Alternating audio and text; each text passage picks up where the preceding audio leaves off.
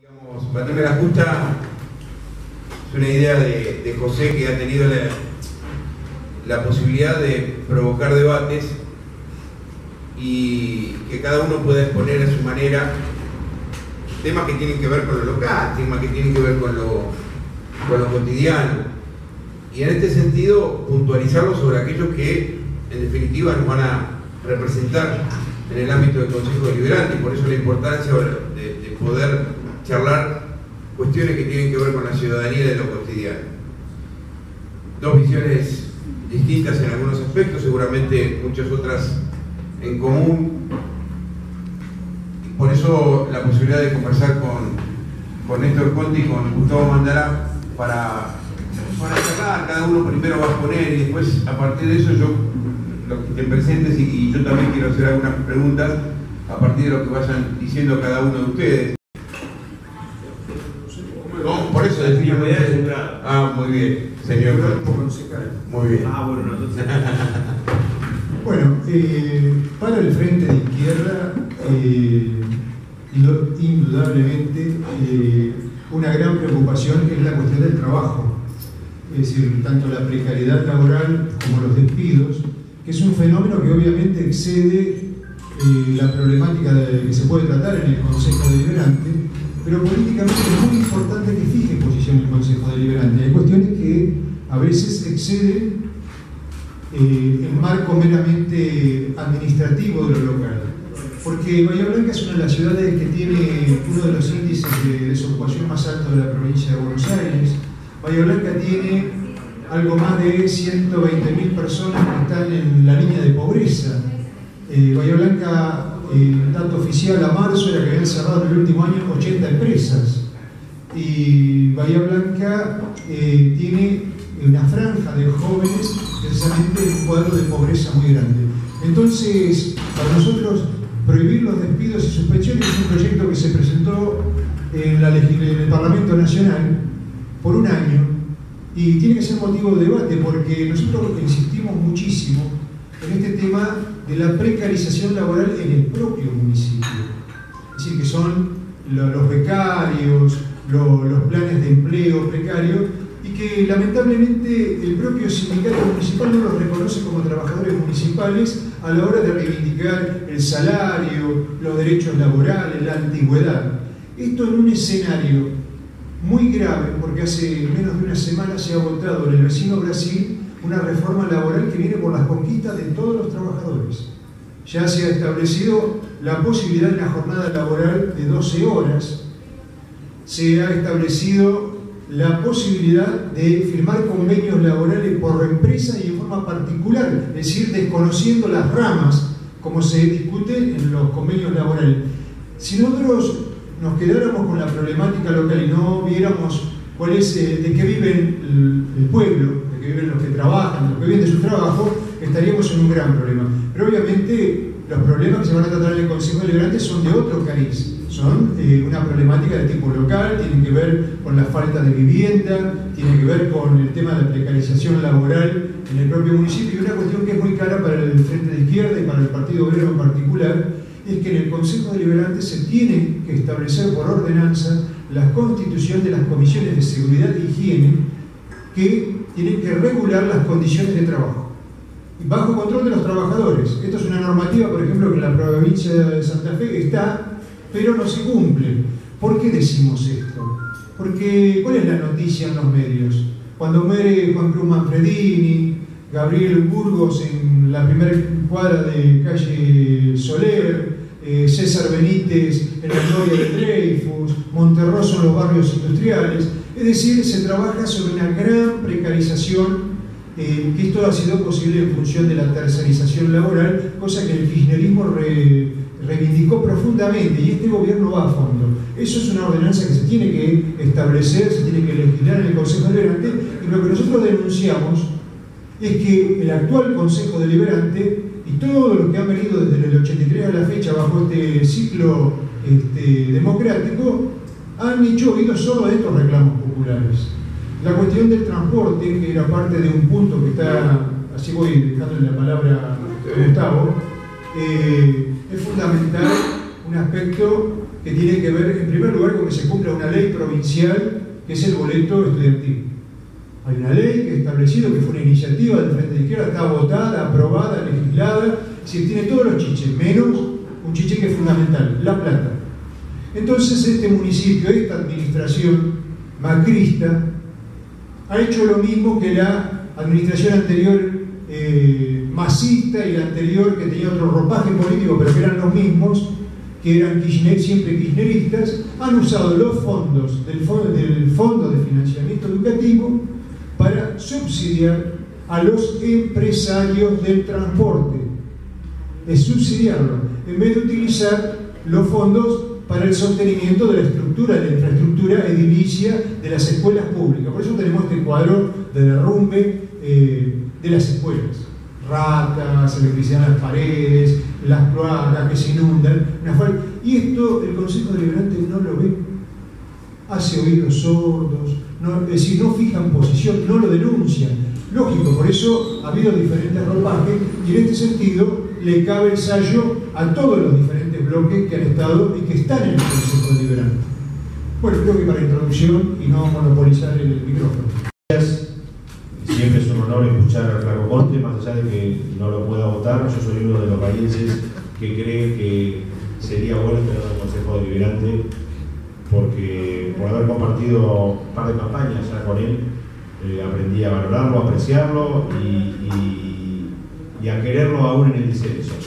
Valoro mucho esta oportunidad, no me importa que no haya venido mucha gente, lo vamos a hacer con la misma pasión que si esto estuviese lleno, rebosante, porque uno tiene una idea, un sueño. Ojalá que este tipo de cosas vuelvan a hacerse en pos de la salud institucional de la Argentina y de la ciudad de Bahía Blanca. Ojalá se vuelva a hablar de política en los cafés, como nos brinda esta formidable oportunidad que agradecemos y valoramos. Ojalá la política vuelva a ser una cosa real, de carne y hueso, donde dos personas con respeto puedan discutir sus ideas cara a cara y no sea una cosa de troles, estas identidades ocultas en las redes sociales, de marketing político, de tipos que vienen desde Ecuador y son gurúes que enseñan cómo influir sobre la opinión pública a través de los humores cibernéticos y cosas por el estilo. Yo todavía creo en esto, no reniego de nada, acepto las nuevas reglas del juego, pero me parece que el cara a cara, el cuerpo a cuerpo, el piel con piel, sin no toda esa madre, por favor, Flaco, me parece que debe ser reivindicado, debe ser atesorado y debe ser cultivado. Los que me conocen saben que no le huyo a ninguna pregunta en la medida que no le escapen a ninguna de mis respuestas, y podemos conversar y puedo rendir cuentas después si Flaco y ustedes quieren en relación a lo que ha sido nuestra labor de estos 3 años y medio en el Consejo Deliberante, pero también me gusta apegarme a las consignas. Creo que la Argentina y Bahía Blanca sería otra si todos nos empeñáramos en cumplir las consignas. Y la consigna que había acá, y alguien que vino allí me dice, me interesa ver qué es lo que van a decir de transporte, de vivienda y de planeamiento urbano. Tengo 3 o 4 líneas en relación al tema, que si quieren después las podemos ampliar, pero en relación al transporte nosotros hablamos del ideal. Primero, reivindicar, defender y tratar de proteger al transporte como servicio público y no como negocio. Eso es una cosa en la que me parece tenemos que poner toda nuestra fuerza política para que nunca se confunda de que el transporte primero es un servicio público y después, si en tanto servicio público permite la posibilidad de que un empresario haga su negocio, mejor. Pero primero tiene que ser un servicio público. ¿Qué quiere decir con esto? Que si el transporte público tiene que llegar a lugares a donde no es rentable, es responsabilidad del Estado municipal que llegue a esos lugares, porque se necesita que llegue el transporte hasta allí. ¿Por qué? Porque también entendemos que el transporte público es el motor de la ciudad. Primero un servicio y tiene que ser el motor que ponga en marcha a todo el resto del funcionamiento de la ciudad, no solo económico, también educativo, también social, también cultural. No tiene que ser una traba o una dificultad, y en ese sentido somos de los que no nos animamos, no huimos a ninguna discusión. Uno tiene la sensación, después de lo que fue el desastre, la debacle de Plaza, ahora pareciera que nos contentan con decir, no, ahora el transporte anda bien porque no vemos aquel papelón tremendo de que uno andaba por allí, por la vida, recogiendo a gente que se quedaba con el colectivo roto y había que, uno solidariamente llevaba a gente que se quedaba a pata porque los colectivos se rompían. En relación a eso se tiene que decir que mejoró, pero Bahía Blanca dista de tener un servicio público en materia de transporte urbano que sea el óptimo, y somos de los que creemos que hay que meter mano, y todo esto que estoy diciendo después espero cerrarlo con un concepto final, pero quédense con esto. Habría que meter mano también en lo que es la formulación del sistema de transporte público en cuanto a las actuales líneas de colectivo, su recorrido, su funcionamiento, la forma en que están diseñados. En relación al tema de vivienda, la verdad es que con la actual matriz, y también aquí después voy a tratar de ver si me sale cerrar con un denominador común, con la actual matriz presupuestaria del municipio, lo que se puede hacer con el presupuesto municipal, que está estructurado fundamentalmente en base a pagar los empleados municipales, y lo que queda tiene un encorsetamiento muy rígido que no permite mucho más. La verdad es que animarse a soñar con planes de vivienda a nivel local es bastante utópico, lamentablemente. Lo que habría que hacer es meter mano en cambiar ese paradigma presupuestario que nos tienen concertados desde hace muchos años. Ariel tiene mucha más memoria que yo en muchas cosas, y la verdad es que cuando uno repasa los presupuestos, porcentualmente son todos muy parecidos desde 1983 a la fecha, y ve que el porcentaje que se asigna a cada área siempre es muy parecido, digamos, más allá de las cosas que siguen en campaña. Y la verdad es que con esta materia presupuestaria no es mucho lo que se puede hacer. Yo soy de los que creen que con una decisión política deberíamos intentarnos alguna vez atrevernos a discutir otra matriz presupuestaria.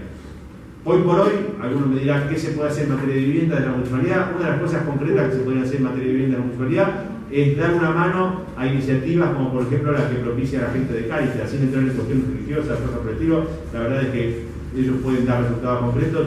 El plan que quieren ellos ser comunidad, con el cual han logrado reducir los costos de las viviendas sociales hasta la sexta parte de lo que costaría si uno le encargara por su cuenta. La verdad es que desde el municipio se podría dar una mano para que ese tipo de planes no fueran una excepción, no fuera una cosa que suceda a las perdidas, y pudieran ser, no digo la solución, pero sí ser un poco más habituales de lo que son. Hoy en día es una excepción cuando de cuando en cuando logran terminar algunas viviendas en base a una operatoria solidaria, y desde la municipalidad se podría dar una mano en relación a eso.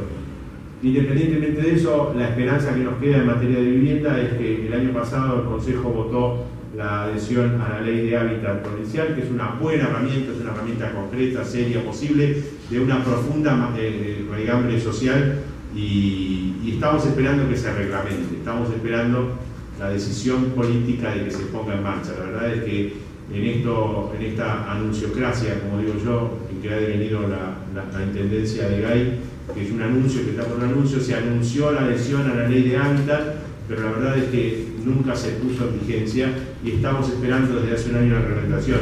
Yo no tengo dudas que una vez reglamentada, no digo que va a ser la solución, no digo que va a ser la panacea, pero podría dejar de ser tan complicado, por ejemplo, que una persona consiga un terreno para poder hacerse una vivienda.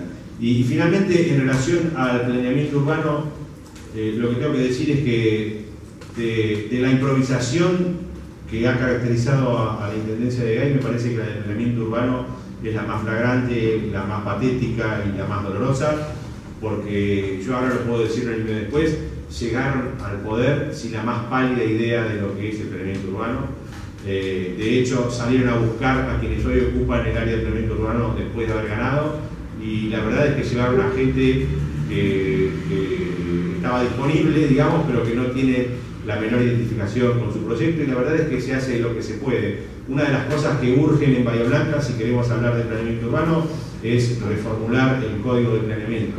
El Bahía está encorsetado hoy con un código de planeamiento que en su momento fue muy bueno, pero que ya tiene 30 y pico de años, y la verdad es que la ciudad no es la misma que hace 30 y pico de años. Entonces se necesita la decisión política de discutir un código de planeamiento urbano nuevo, un código de planeamiento urbano acorde a los tiempos que corren, un código de planeamiento urbano que, entre otras cosas, sintonice con esta ley de hábitat de las que se hablaba, de las que les hablé. Y la verdad es que en ese código de planeamiento urbano, una de las primeras cosas las primeras diferencias que deberían surgir en la nacional actual es que ya van a dejar de existir las excepciones. A mí en el Consejo Deliberante me toca votar excepciones todo el tiempo y uno termina diciendo, ¿para qué votamos tantas excepciones?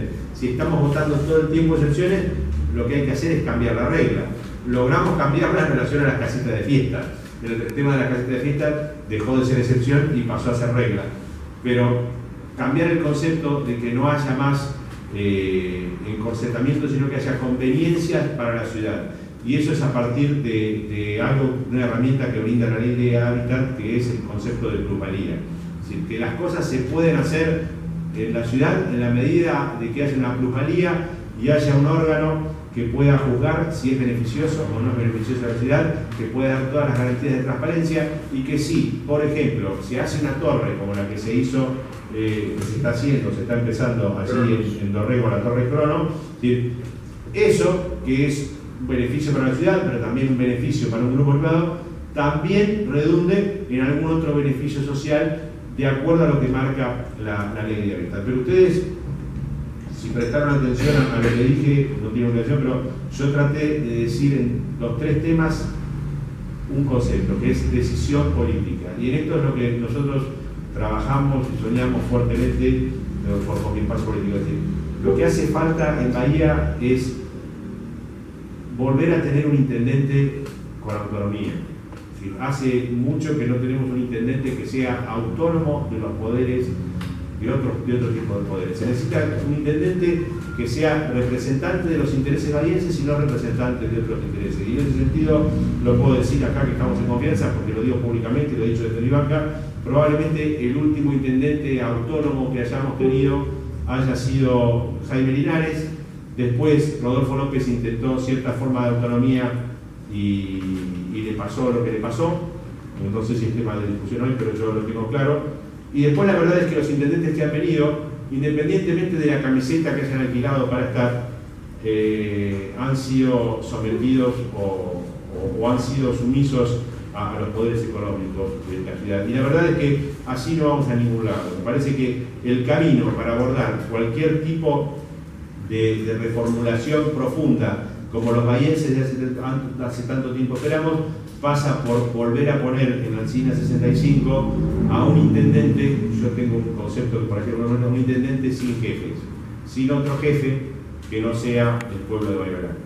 Y bueno, de esta manera la resolución y quedo a disposición de todos ustedes y de Flaco perdón, del señor Néstor Conte, no dije Flaco afectuosamente, de Néstor para poder conversar lo que sea. Y también me interesa comentarte, porque cómo está el Consejo hoy, qué es lo que está bien en el Consejo, que hay cosas buenas aunque no se vean, y qué es lo que habría que corregir y de qué cosas nos hacemos cargo. Yo quiero hacer un disparador en este sentido. El otro día me puse a leer la ley que permite el financiamiento educativo en función de este envío que hacen, y la verdad que no está bien detallado para qué se puede utilizar. Ahí me parece que hay baches muy importantes en esa ley, digamos, no es que está sujeta, es decir, tiene que implementarse dentro del ámbito de la propia escuela, no. Yo me acuerdo que uno de los primeros que vino, una de las primeras tandas que vino, Bevilacqua la utilizó para hacer asfalto. Entonces le preguntaron ¿por qué hacer asfalto? Y dice, porque no se puede llegar a la escuela. Eso también tiene que ver con el concepto. Bien, por eso digo, es un concepto amplio. Ahora, puntualmente, es una responsabilidad de la provincia, históricamente, el mantenimiento de los edificios o la educación en general. Esto sería un aporte para tratar de mejorar eso. ¿En qué se debe implementar ese dinero? ¿En infraestructura? ¿Y en qué tipo de infraestructura? Ya que lo disparate, digo, vos, Flaco, te pregunto. Muy importante. En primer lugar, porque el derrumbe de la educación pública, uno de los aspectos es los edificios, otro aspecto son los planes de estudio y otro aspecto muy importante es la remuneración que recibe un docente que no supera los 10.000 pesos cuando el costo de la canasta básica de alimentos está en 15.000 para no ser pobres. Es decir, cuando hablamos de 120.000 bahienses bajo la línea de pobreza, también estamos incluyendo a los docentes con un cargo simple, que hay muchos. Indudablemente, la provincia se ha desentendido de la educación pública y de la salud pública. Y de la seguridad. Entonces se ha empezado a mandar este fondo de financiamiento educativo que se le manda a los ejecutivos municipales, a los intendentes, y en general en toda la provincia lo mandan a rentas generales. Entonces lo utilizan para, bueno, acá se descubrió, rastreando, que se asfaltaron calles del barrio Patagonia, bueno, porque justo era el argumento que se accedía a un jardín, a una escuela de ese barrio.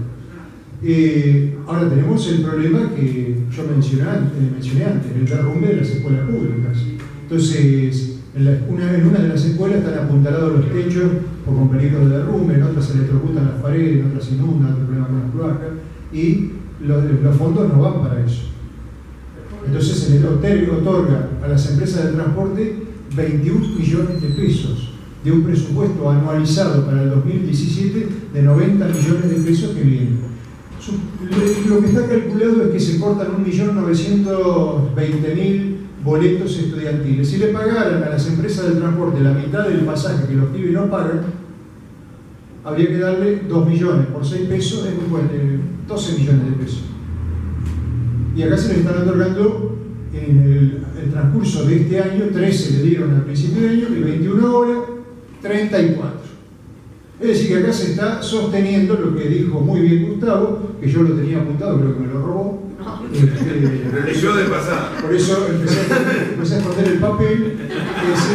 El transporte público es un servicio público, se lo ha privatizado y su objetivo no es un servicio social, sino que es el lucro, garantizarle el lucro a los empresarios del transporte. Perdón, me pongo un abogado del diablo y digo, si yo soy empresario, yo invierto pero quiero ganar. Muy bien, eso nos lleva a otro planteo. Yo quiero ver tus libros contables, porque en base a qué se establece que el costo, el valor del boleto en Bahía Blanca es 12,55. Cuando me invitaron al programa y cuando vi transporte, el otro era planeamiento y vivienda. No, pero era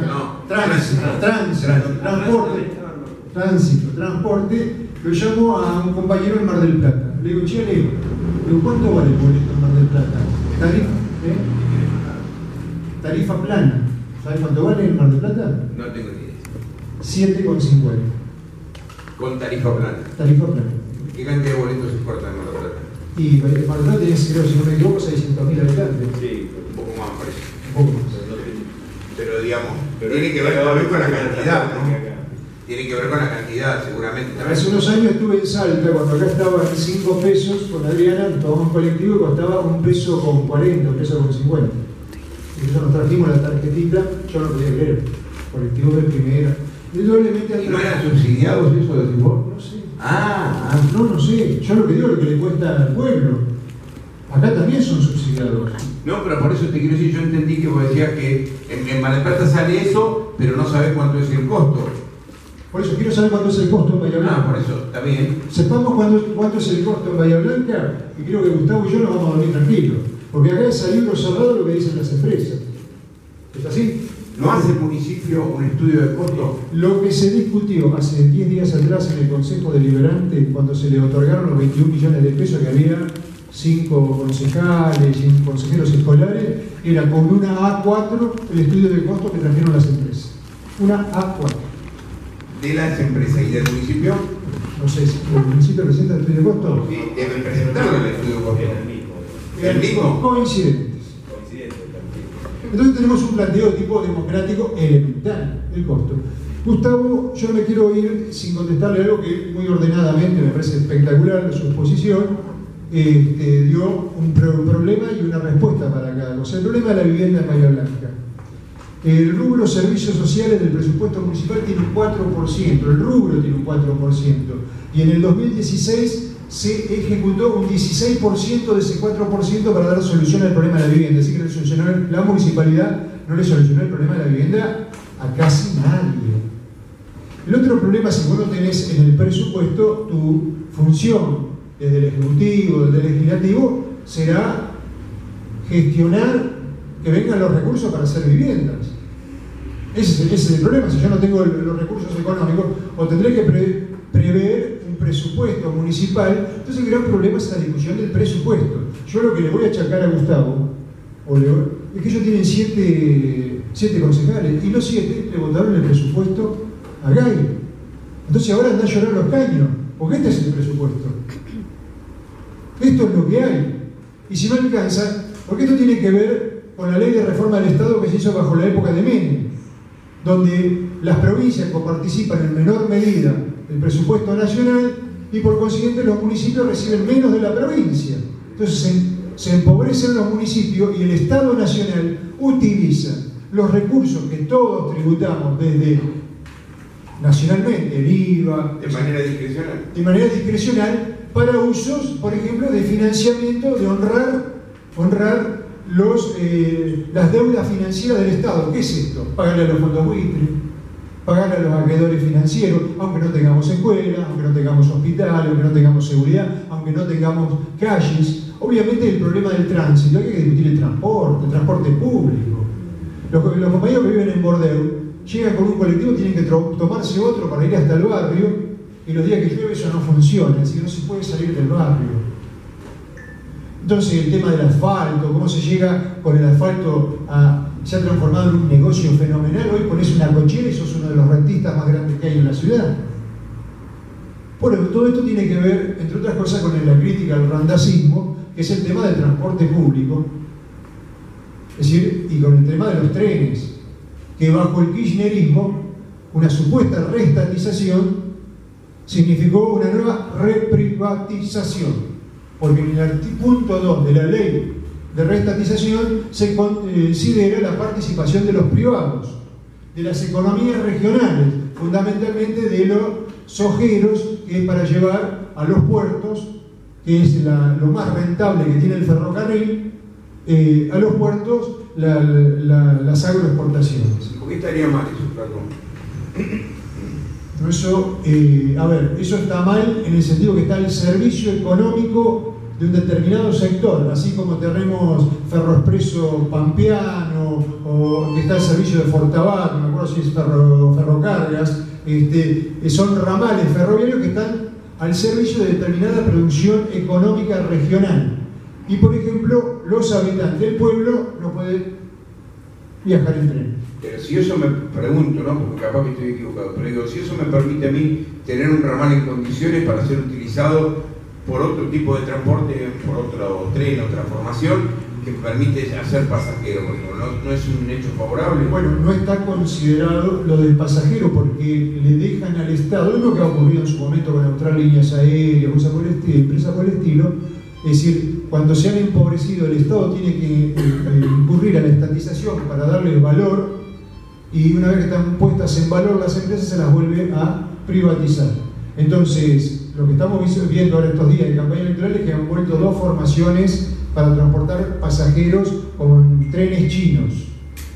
Y en vez de concebir la reindustrialización de los ferrocarriles, que significa poner en pie nuevamente los talleres para fabricar los vagones y las locomotoras, bajo el randazo, lo que se hizo fue importarlos de China con la reparación incluida. Es decir, en el momento en que cerraban, no me acuerdo bien, una era Enfer y la otra era ATSA, que eran 2 grandes talleres ferroviarios nacionales, y eran despedidos sus trabajadores, es decir, que no estaba concebido como un proceso de la industrialización nacional, sino, contestándote a tu pregunta, es decir, poner en valor determinados ramales que tienen como único servicio Vaca Muerta, Ingeniero White, los ojeros al puerto de Buenos Rosario y al puerto de Buenos Aires, es decir, al servicio de determinadas producciones económicas, y no al servicio de un desarrollo nacional autónomo. Ese es el problema de poner el ferrocarril como un servicio nacional.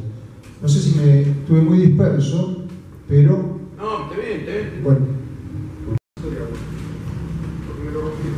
Yo lo rompí. Una pregunta, Gustavo. Ahí está. Estaban hablando del tema de vivienda tengo la posibilidad por mi trabajo de viajar por la zona y yo veo en otros lados grandes planes de vivienda con mucha cantidad de casas, casos Patagones que tienen ejemplares incluso en la construcción y todo, a través del banco hipotecario, hicieron un barrio de vivienda. Otra de las cosas que se ve en cada pueblo que uno va son polideportivos municipales con piletas climatizadas, lo tienen todos los pueblos de la zona, ¿no es cierto? Y nosotros acá nunca negamos nada, ni de vivienda, ni de obra, ni de la parte deportiva también. Me gustaría saber, más allá de la decisión política y todo, qué es lo que nos pasa a nosotros como países que no negamos nada. Perdón, lo de los bonos de vivienda, no te entendí, ¿son municipales también o no? No. Muchas veces son aportes de provincia. En este caso, el de Patagones es un aporte. Gustavo lo va a saber explicar porque tenemos un amigo en común que es uno de los es Procrear a través del banco hipotecario. Pero un barrio modelo de cómo lo hicieron, y con Gustavo quedamos compromiso de ir a verlo al barrio. Es lo que se intentó aquí. Está poner al fondo, pero multiplicado por 100. 460 viviendas. En Patagonia. Con transparencia y con decisión del municipio, que lo tomó como una bandera propia, que fue lo que no pasó acá en Bahía. Es decir, que todos los caminos remiten al mismo lugar. Es el gran fracaso de la dirigencia de Bahía en cuanto a su capacidad de lobby, del buen lobby, del lobby bien entendido, de ir primero a defender a la ciudad y después los intereses propios, y eso me parece que es lo que nos define. Es decir, uno tiene la certeza, ya no es la sensación sino la certeza, de que aquí, bajo el pretendido discurso, entre comillas y sin ninguna noción de por Bahía, digamos, que hacemos las cosas por Bahía, en realidad era por la mía. ¿Está? Es decir, y si las cosas no eran por la mía, no se hacían, y bueno, en eso metemos lo que decías de polideportivo, lo que decías de los planes de vivienda, pero es el gran fracaso de la dirigencia bahiense, y empieza por tener intendentes que, en lugar de ser jefes políticos de la ciudad, y en esto yo una vez más reivindico la figura de Jaime Linares con todas las diferencias que teníamos. Cuando Jaime era intendente, Ariel era su jefe de prensa y yo era periodista, y la verdad es que teníamos muchísimas diferencias, básicamente tenía que ver con mi identidad peronista y con tu condición radical, pero aún así reivindico que era un tipo autónomo de los poderes de turno, hasta donde podía autónomo. Y después los que vinieron, lo que hicieron fueron ser gerentes, y una de las cosas de los poderes de turno, y ni hablar del que está ahora, ¿no? Es una cuestión de gestión. Es una cuestión de gestión y de capacidad, y es una cuestión de gestión y también de moral. Es decir, de moral en el sentido de que muchas veces, es decir, y en esto me parece que el ejemplo más palmario, más doloroso, y no por nada que se ha mantenido oculto sin que nunca se diga la verdad, es lo que pasó con el famoso estadio multipropósito con el que han intentado ensuciar la figura vergonzosamente de Manu Ginóbili. Es decir, ese estadio que venía a Bahía Blanca hecho llave en mano con todos los fondos puestos, no se hizo porque los poderes de turno de Bahía Blanca vieron que era una obra de la que no podían sacar tajada.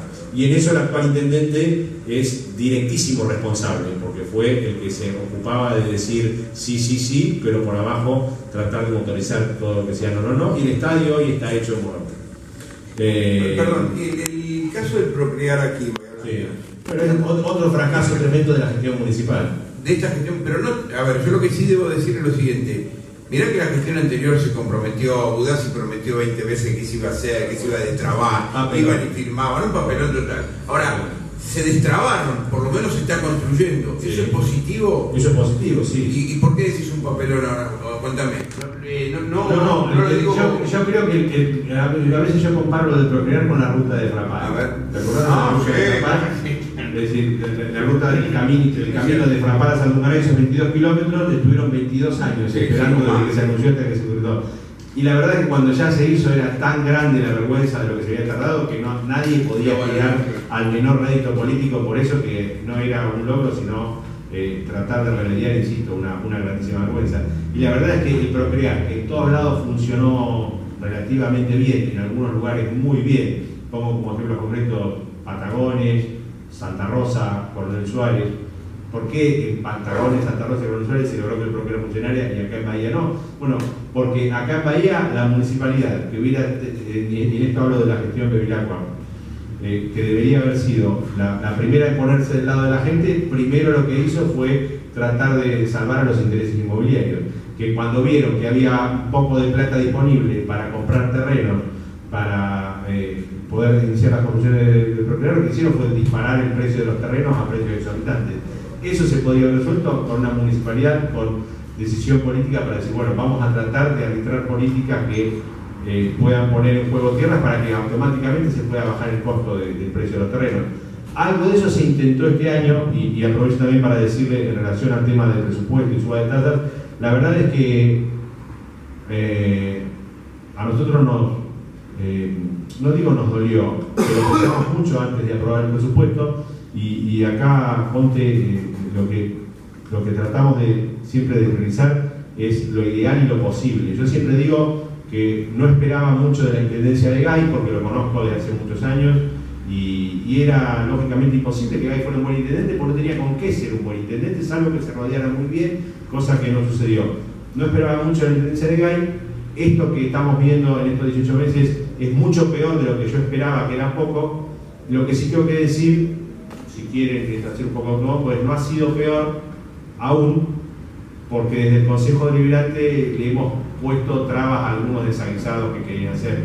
Por ejemplo, con el tema del presupuesto. ¿Por qué le aprobamos el presupuesto? Porque la verdad es que a la hora de aprobar el presupuesto uno tiene que evaluar un montón de cosas. Una de las cosas que hay que poner en la balanza es que el presupuesto es la herramienta de gestión de la municipalidad. Y la verdad es que trabar el presupuesto puede generar a la municipalidad, tras que no se lucen mucho los muchachos, imagínense si encima le dejamos sin presupuesto, con toda la traba administrativa que eso supone. Entonces, lo que se intentó fue ver, como no teníamos el peso político suficiente como para rechazarlo o reformularlo, ver hasta dónde podíamos meter mano para tratar de corregir algunas cosas a cambio de una aprobación del presupuesto. Yo lo que imagino, sueño, ansío y desafío, y por eso pido el voto no para nosotros, sino para todas las fuerzas políticas opositoras, de que si logramos tener un consejo realmente de oposición constructiva el año próximo, ojalá que con Néstor, ojalá que conmigo y ojalá que con otra gente también, que pueda ingresar a marcarle la cancha en el buen sentido. Ahí una de las cosas, el primer debate que se va a venir es ponerle patas arriba al presupuesto que vaya a venir, que yo ya les digo va a ser exactamente igual al de este año. Entonces, ¿por qué aprobamos el presupuesto? Y bueno, no nos gustaba, en lo más mínimo nos gustaba, pero bueno, negociamos ese voto a favor a cambio de poder meter mano en cuestiones que tenían que ver con temas urgentes, por ejemplo, cuestiones que se relacionan con la asistencia social, que increíblemente aquí en Bahía Blanca, cada vez con más pobres, se bajaron unos puntos porcentuales en relación al presupuesto de desarrollo social, y ese fue el motivo de la aprobación del presupuesto. ¿Qué quiero decir con esto? Que en términos prácticos, si no podemos hacerlo nosotros, por allí hubiera sido una complicación mayor para Bahía dejar a la ciudad sin presupuesto, pensando primero en los 3.400 empleados municipales, digamos que son 3.400 familias, hubiera sido una complicación mucho más importante administrativamente para todo lo que representa la municipalidad como aporte a la economía bahiense, y si no lo podíamos cambiar, ponerlo patas arriba, como digo, bueno, tratemos de modificarlo todo lo que pongamos, pero no dejemos a la ciudad sin la herramienta. No tengo ninguna duda que si tuviéramos la capacidad política, si esos 7 votos reales de oposición, y en esto quiero reivindicar también a los compañeros de Integración Ciudadana y a Martín Salaverry, pero la verdad es que no nos alcanzaba, juntábamos 11, y esa es la verdad, porque las otras fuerzas políticas que podrían ser de oposición, Compromiso por Bahía, que es Lemos, Italiano, María González, y el Frente Renovador, Pera y Hércoli, la verdad es que para algunas cosas son oposición y para otras muchas son oficialistas. Entonces, como todos de Compromiso Bahía, parece. ¿Cómo? Eran ustedes de Compromiso Bahía que votaban ahí, ¿eh? ¿El presupuesto? Pensé que había algunos. Sí, pero bueno, claro, Matías Italiano quería, probablemente hubiera considerado, se hubiera definido por 12-12 con el doble voto de la presidencia. Entonces, ante esa imposibilidad fáctica, lo que se resolvió fue eso. Ojalá que tengamos el peso político, porque el presupuesto que era malo no fue peor, porque se nos permitió hacer algunas modificaciones que de alguna manera corrigieron a algunos desaguisados que tenían. Y bueno, por eso es que volvemos al tema del peso político, ¿no? de la necesidad de tener peso político para poder poner al Consejo Deliberante en un rol de control, pero también de proposición. A medida que el Consejo Deliberante sea una suerte de escribanía del Departamento Ejecutivo, la verdad es que lo que se puede hacer es controlar, lo que se puede hacer es mirar, lo que se puede hacer es advertir, y en esto, antes de devolver la palabra a Néstor, me parece que otra de las cosas que define lo desastroso, lo inmoral y lo hipócrita que es el actual gobierno municipal es la manera que tiene de manejarse con el fondo educativo, porque la verdad es que yo soy testigo, digamos, y veo la mala sangre que se hace en nuestra concejal, que es el único voto disidente en la Comisión de Fondo Educativo. Lo que hacen es venir cual bucaneros a asaltar el botín cuando hay una reunión del Fondo Educativo. Necesitan la plata porque están administrando la municipalidad tan mal que no tienen plata para nada, despilfarran en muchas cosas y le falta para otra, y lo que vienen es hacer un asalto. Escuchan a todas las voces opositoras y después que las escuchan dicen, bueno, muy bien, nos escuchamos, pero marche preso. Votan y como tienen una mayoría operativa, terminan haciendo lo que quieren con esa plata. Otra asignatura pendiente para un Consejo Deliberante con una oposición seria sería reformular esa composición de votos. Yo no le quitaría la potestad a la Intendencia para que pueda ser la última que disponga del fondo educativo, pero sí me parece que le pondría más controles, le pondría más trabas, porque lo que ha pasado en este último tiempo con el fondo educativo ha sido lisa y llanamente un asalto al botín que han venido a hacer en la desesperación de que no tienen dinero para muchísimas cosas que son corrientes y las van a buscar donde sea.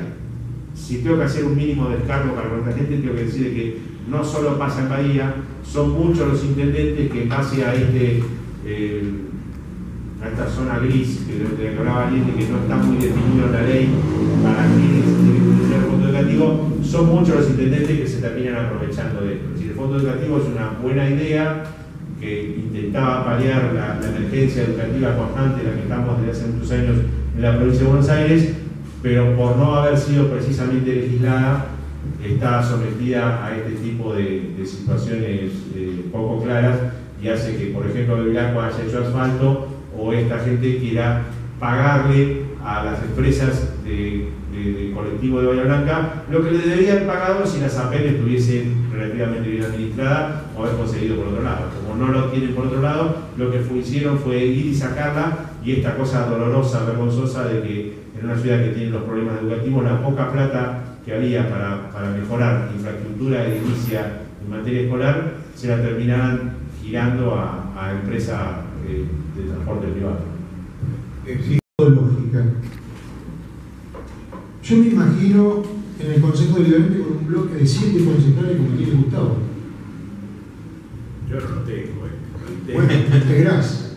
Lo presidís. Y lo presidís. Yo no aceptaría mansamente ningún argumento del Ejecutivo. Pero ¿quién te dice que es mansamente? Pero le voto el presupuesto y ya con eso. Ahora, si vos lográs, yo pregunto esto, si vos lográs interceder para cambiar algunas cosas, te aceptan algunas propuestas tuyas, ¿qué haces vos? ¿No lo votás? Pregunto porque no me tocó estar en el Ejecutivo y pregunto eso, ¿no? Claro, está bien, vos estás planteando otra situación. Vamos a lo concreto, a lo que ocurrió. No, pero es lo que dice Gustavo, que entendieron algunas cosas y que o interpreté mal yo. Digo, que lograron cambiar algunas cosas, que lograron incorporar algunos cambios. Pero si yo no hubiera votado en contra del presupuesto, Gustavo lo dijo, hubiera sido un desmadre, creo que fue esa la palabra que usó. Hubiéramos puesto en crisis, una crisis política. ¿Qué hubiera significado? Que los sueldos. No, eso lo cobra. El sueldo lo cobra.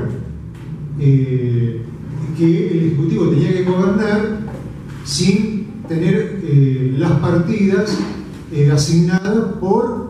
Hay partidas para presupuesto, para salario también ahí en el medio.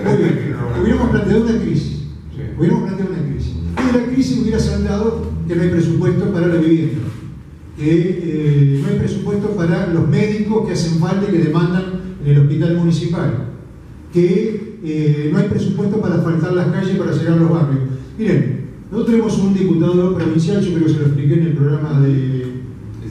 Un diputado en la provincia de Buenos Aires. ¿Quién logró la ley para los trabajadores del frigorífico, ex frigorífico Paloni, para que ARBA les condonara la deuda de una administración fraudulenta de la gestión cooperativista anterior, que los dejó en Pampa y La Vía, no solo con ARBA, sino también con la FIP, a punto tal que ellos tenían la capacidad operativa, pero no podían proceder administrativamente porque estaban bloqueados. Esa banca del Frente de Izquierda, ¿cómo hizo? Se reunió con los trabajadores, vinieron a Bahía Blanca el diputado Guillermo Key, nos comimos un asado, impresionante, eso era lo mejor de una gestión obrera. En el Consejo Deliberante fueron los compañeros de INCOP, plantearon que ARBA tenía que condonar esa deuda para que se desbloqueara. Fueron al intendente, el intendente dijo: sí, por favor, yo no quiero que se cierre un frigorífico en nuestra ciudad. Bueno, ahí está marcando un dato que es importante. ¿Qué hubiese pasado si el intendente, que responde al mismo color político de la provincia de Buenos Aires, decía: yo creo que no corresponde? ¿Hubiese salido esa ley, por más que sea uno solo el representante? Bueno, vamos por parte. En primer lugar, hubiéramos usado algo... Sí que es una ucronía, pero digo... Bueno, está bien, planteamos una hipótesis, pero yo estoy frente a dos periodistas. Yo le hubiera llamado a Biagietti y decir: mira, Biagietti, pasa esto, hacer una nota al Pocho, presidente de la cooperativa INCOP, para que denuncie esto. Y a Gustavo le decía: mira, gestioname en los medios donde vos tenés, para que el Pocho haga pública un problema que es un ataque a una fuente de trabajo. Y hubiéramos sido cosas que se hizo objetivamente, ir a la legislatura de la provincia de Buenos Aires, recorrer todos los bloques. No, está bien, pero te quiero decir, ahí hubo indudablemente... Una negociación. Sí, pero digo, hubo un apoyo político, digamos, del oficialismo local para que eso se traslade a la legislatura de la provincia. Porque nosotros no fuimos en el llano de una a pedir una audiencia, fuimos con todo un proceso político que se elaboró. Cuando acá él hacía la pregunta, me estaba acordando de la cancha de hockey con piso sintético que se hizo en Pigüé, que le hizo Corbata, con el Fondo de Financiamiento Educativo. Y estaban por cerrar el centro de día, donde se atendían 20 discapacitados porque no pagaban la luz y el gas en Pigüé. Y me acuerdo... ¿Pigüé o Saavedra? En Pigüé la cancha de hockey. No, pero en Pigüé. Ah, Pigüé también. No sé si en Saavedra había otro, yo conocí el de Pigüé. Y yo iba a Coronel Suárez, y cada vez que iba cada mes y medio, había un barrio nuevo, todo asfaltado, eso sí, no tenían cloaca. Hacían 40 casas, 40 pozos ciegos. Te digo porque, es decir, había que ver todo el paquete. Ahora, lógico, Mósego había pasado del vecinalismo a un rabioso Alicia Kirchnerismo. Y Colinata tenía un puesto, un local a media cuadra de la plaza. ¿Hace mucho que no vas? No, ahora sí, hace poco fui, bueno, ahora... No, porque ahora vas a encontrar el randacismo, pero bueno, eso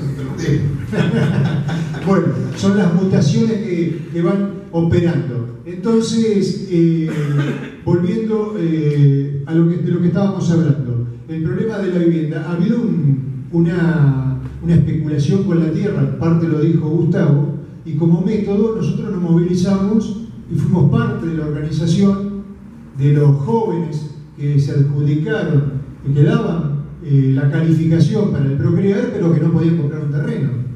¿Por qué? Y después se les desvalorizaba. El otro problema es que creo que había que poner en crisis el presupuesto como método político, porque si no, ¿qué nos quedaría reservado? Con el planteo de Gustavo, me está condenando, si yo entro al Consejo Deliberante, al ostracismo. Porque si mirá, solo, no, yo me imagino con los docentes, con los estudiantes, por el tema de la vivienda. Hay que hacer un relevamiento de las necesidades habitacionales. Hay un estudio que hizo un profesor de la universidad, habla de 13.000 necesidades habitacionales. Un tipo necesita una losa, el otro una chapa, el otro un baño, pero la municipalidad, nada. Solo en Villa Caracol y bien promocionada, ¿cuántas chapas? 6 chapas. Y las tiene que devolver. En Villa Caracol. Eso las tiene que devolver. Entonces, eso es lo que ofrece. Entonces hay que ir a una lucha política.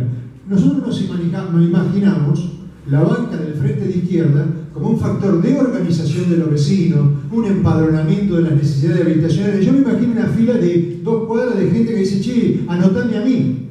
Porque eso nos pasó cuando organizamos el Polo Obrero, que organizábamos la entrega del plan social. No podíamos cerrar el local con llave porque había fila de gente. Lo que no le daban en la municipalidad lo entregábamos con el Polo Obrero. Entonces tenemos que ir ser un factor activo de la organización política y social de los vecinos frente a cada necesidad. Así entendemos la banca y eso es la crítica política que le hacemos al Consejo Deliberante. Son 12 opositores.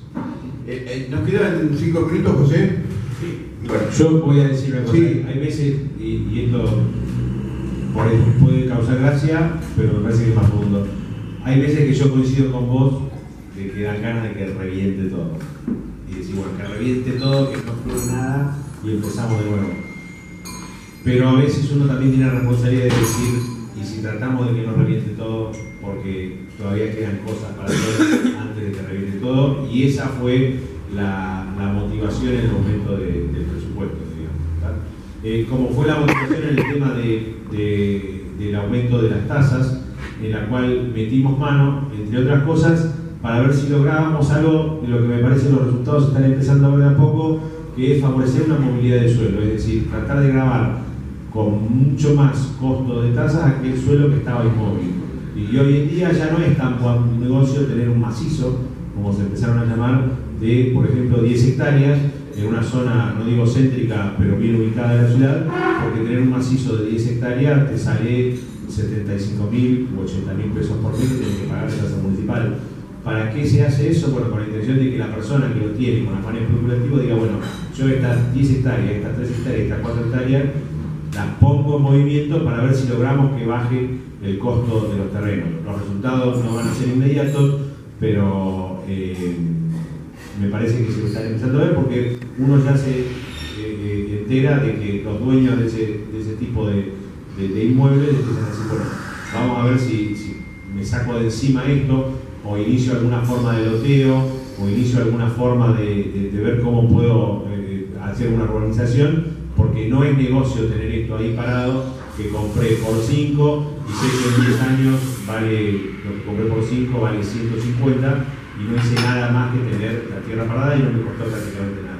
Eso fue una de las cosas en las cuales el Consejo Deliberante, la actividad cotidiana hace que se puedan negociar determinadas cosas que uno cree que pueden ser para mejor, digamos. Y lo que sí también te digo es que tratamos de que sean discusiones respetuosas, pero yo no sé cuál es el concepto tuyo de mansedumbre. Te puedo asegurar de que no ha sido mansa, digamos, la postura nuestra. Sí respetuosa, pero nunca mansa ni nunca sumisa, digamos. Y no sé si verás las sesiones por internet. No recuerdo haberte visto en las sesiones presenciales, pero no hace falta. Pero más allá de lo que pasa en las sesiones, me parece que en lo que ha mejorado un poquito Bahía es que este consejo es institucionalmente un poco mejor que el anterior, en el sentido de que hay cuestiones administrativas que son inherentes, en las cuales el consejo sí o sí se tiene que ocupar, en las cuales hemos logrado organizarnos para trabajar un poco mejor, y ese, bueno, me parece si hay que hacer un cierre en relación a lo que es el consejo. Quiero dar esta sensación. Cuando uno está en los medios, recepciona mucho lo llamado de la gente y un poco la sensación en general de cierta parte de la población. Yo no puedo hablar de la población en general.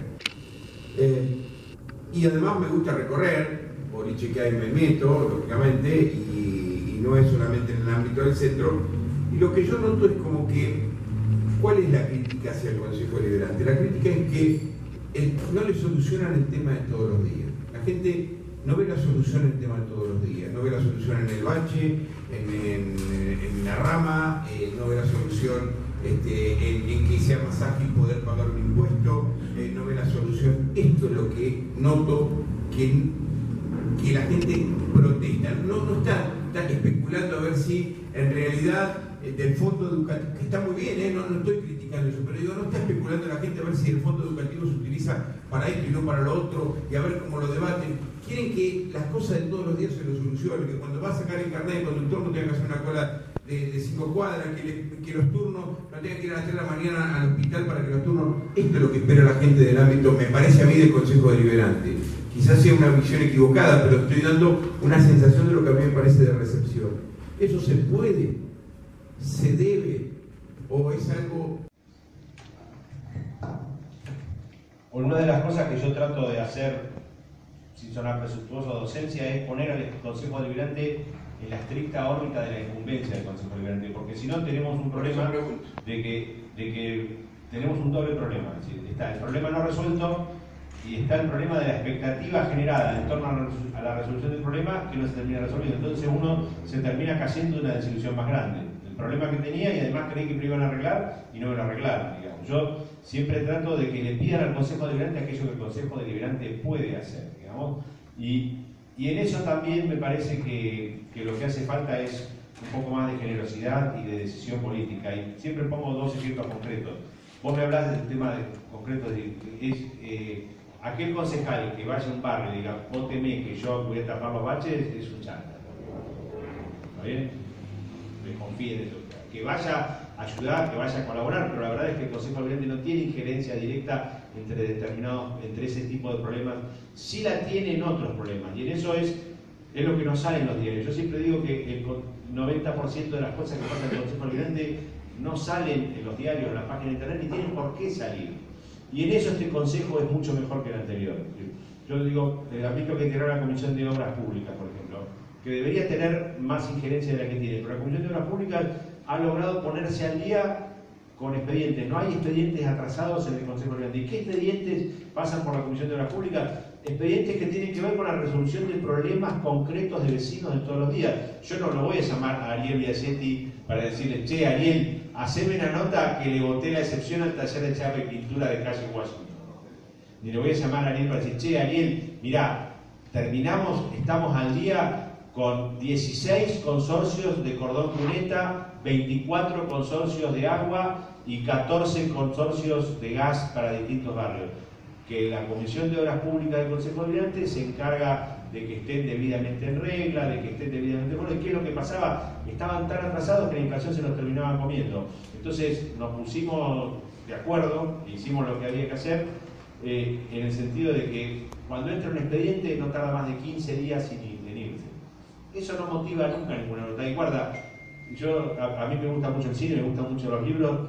No hay ninguna película filmada en torno a la vida de un concejal, no hay ningún libro que diga que sea una novela, la vida de un concejal novelada, ni tiene por qué haberla.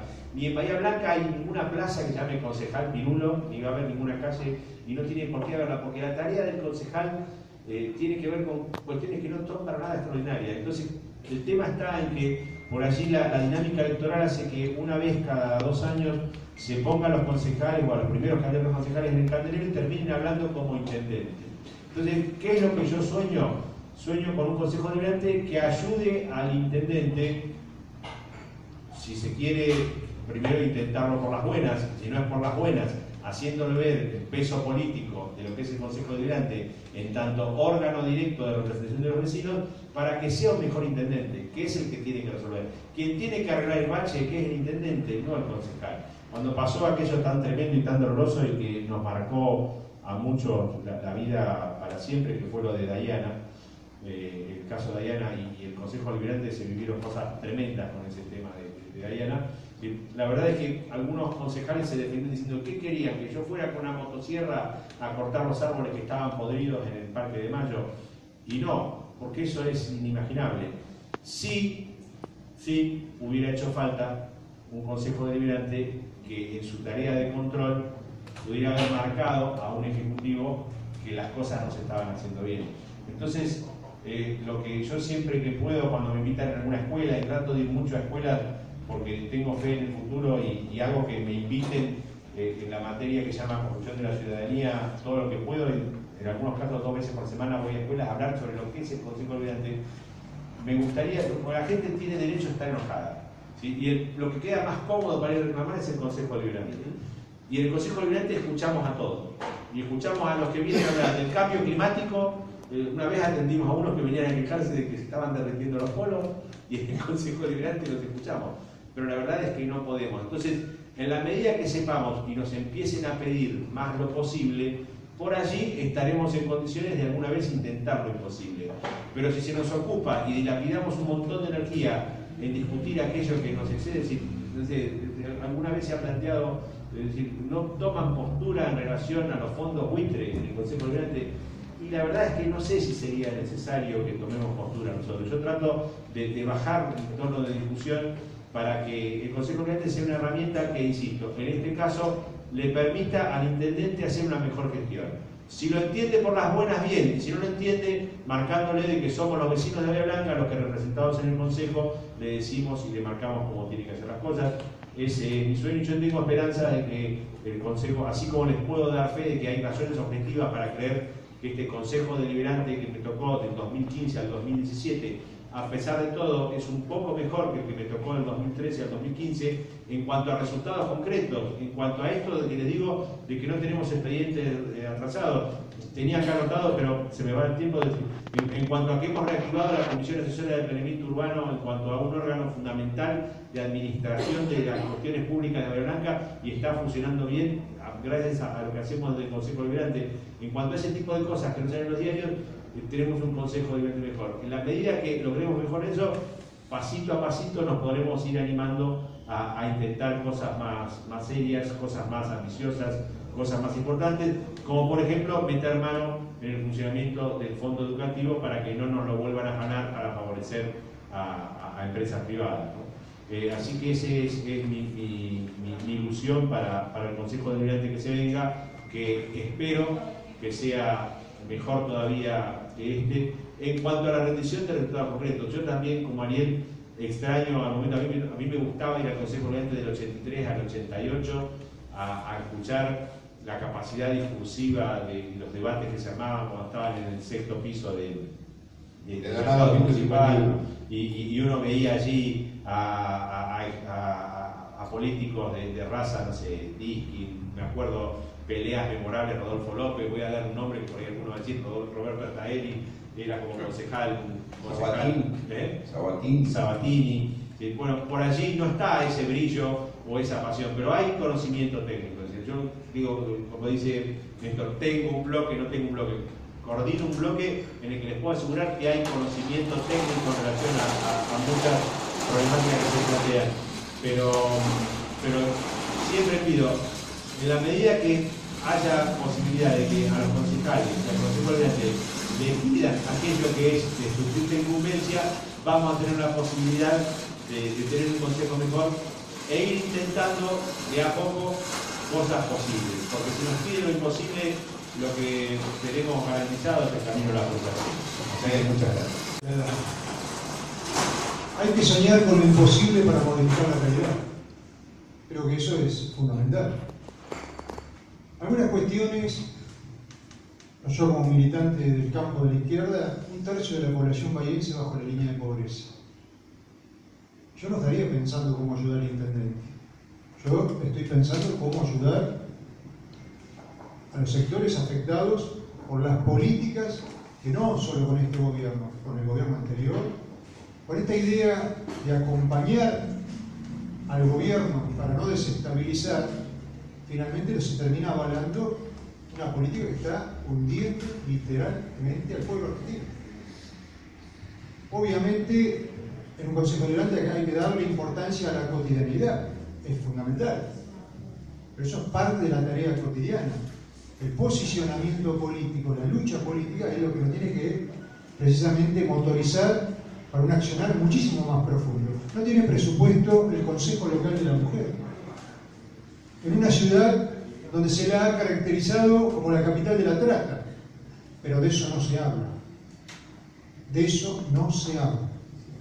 De los prostíbulos, se votó una ordenanza en el Consejo Deliberante, reconvertir los prostíbulos de la ciudad, los cabarets. ¿No? Pero ¿cómo se puede hacer? Entonces ya le cambiamos el nombre, no se llama más cabaret, se llama snack bar. Entonces, ahora la prostitución no se ejerce en los cabarets, se ejerce en las casas de cita, pero el municipio no lo sabe, el Consejo Deliberante no lo sabe.